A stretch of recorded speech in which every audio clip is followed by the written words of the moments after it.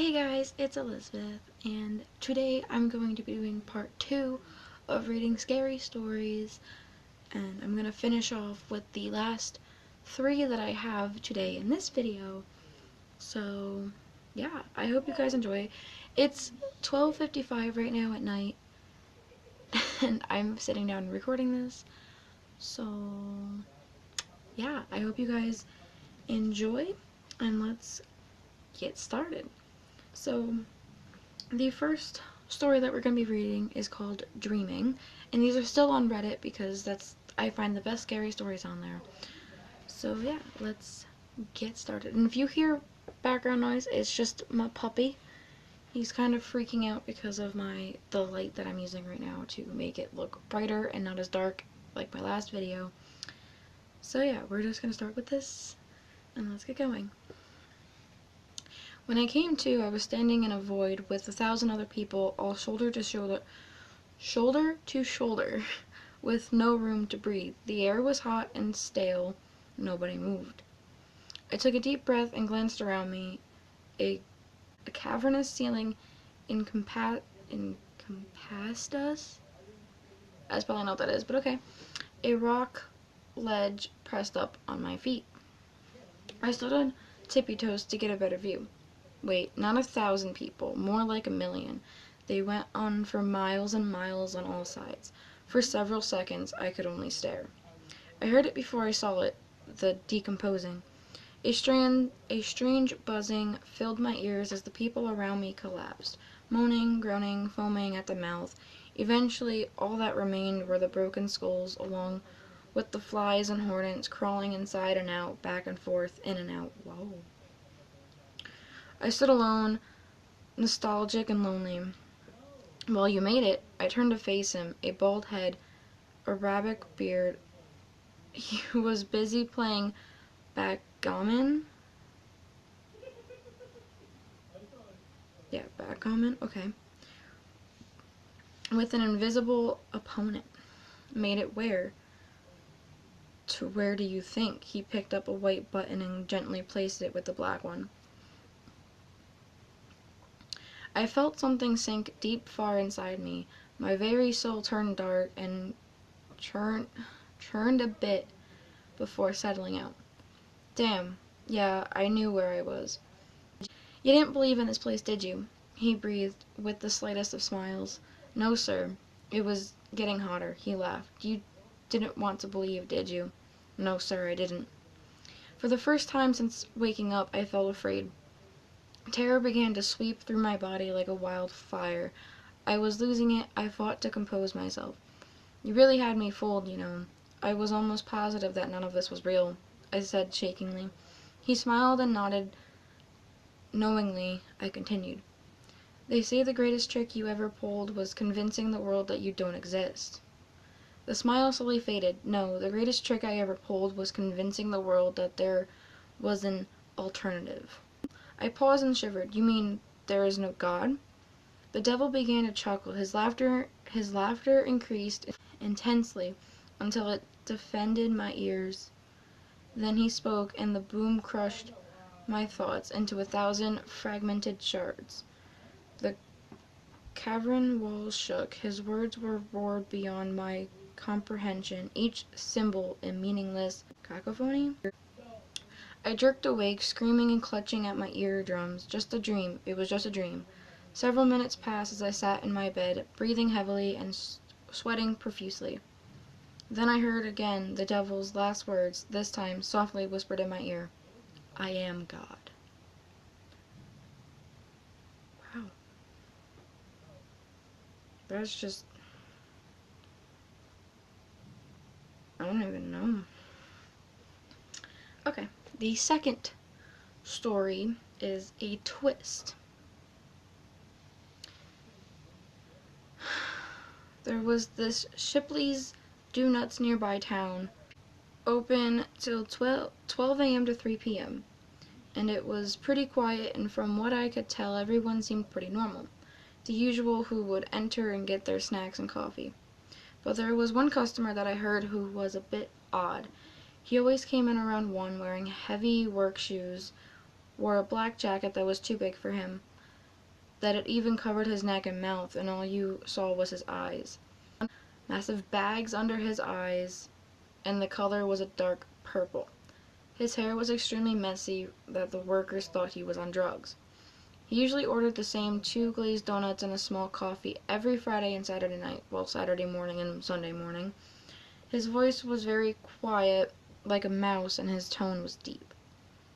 Why was he odd? Well, when he waited for his food, he tended to stare at the workers for no reason, and wouldn't say a word. And when he grabbed his food, he tended to shake and was slow about it. The workers didn't feel safe. Some even asked to change shifts.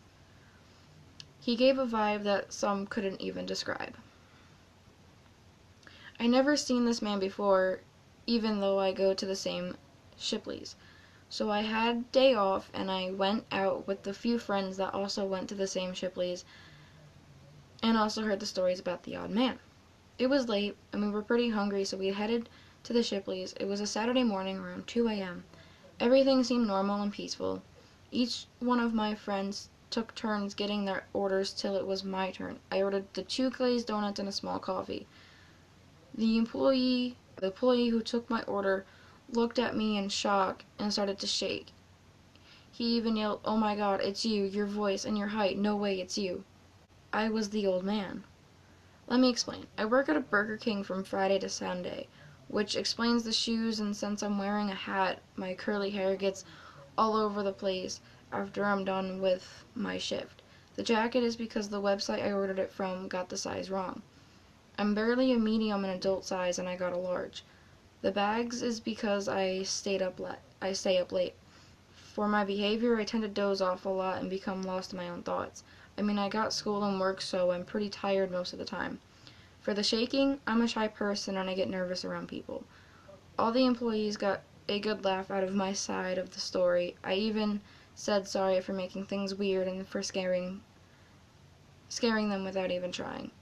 I wonder, are a lot of scary stories just misunderstanding?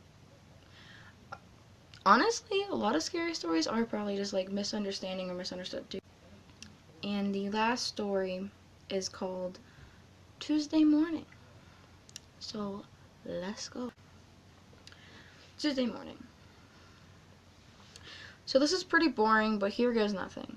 Me and my younger sister, let's call her Leah, used to go to my grandma's house every day during the summer while our mom was at work.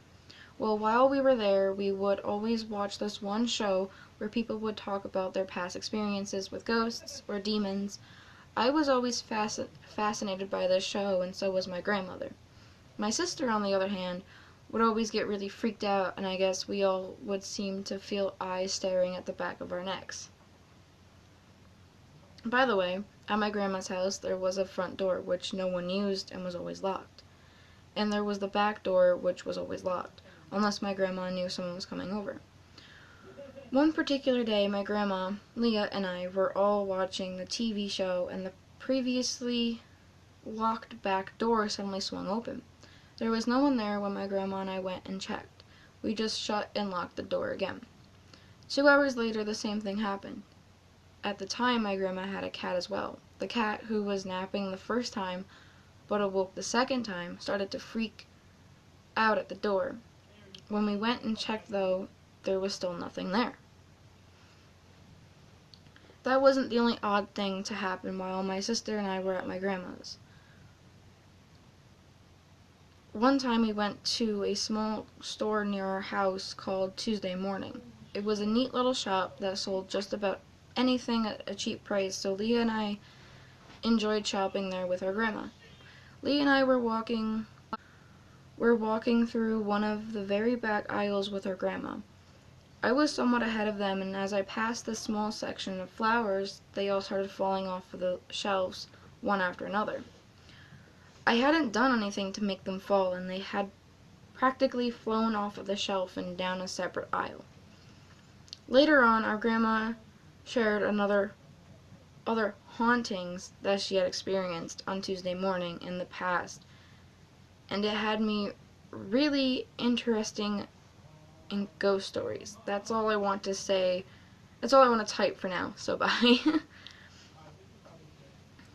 those were the stories. Okay, so dreaming, they were all pretty good, honestly, but I think the dreaming one was by far like the creepiest out of all of them. Yeah, definitely dreaming was one of the creepiest. Tuesday morning was kind of like, it's odd. Like, it's odd, but it's not really creepy. And then a twist is that I feel like the story a twist that I just read is like kind of scary because there was always this person that came in that ordered 2 glazed donuts and a small coffee and freaked everyone out from the way the person was acting. But, you know, she didn't, like, she put down here, I wonder, are a lot of scary stories just misunderstandings? Which, for one, this story is definitely a misunderstanding. And that you can definitely get from it. Odd, but a misunderstanding. And I actually really liked it. I liked all 3 of them. By far, my favorite was Dreaming, though, so those are pretty good. But if you guys would like to send in any of your scary stories or any scary experiences that you've had with anything, comment them down below or DM me on Instagram. And the Instagram or Twitter or even Snapchat, they will all be down in the description below. And then at the end of the video, they will be there too. And yeah, I hope you guys enjoyed. Give this video a thumbs up because it'll really help me out. Subscribe so we can grow this family. But subscribe, turn on the bell to get notified whenever I upload. And I will see you guys next Friday. I love you.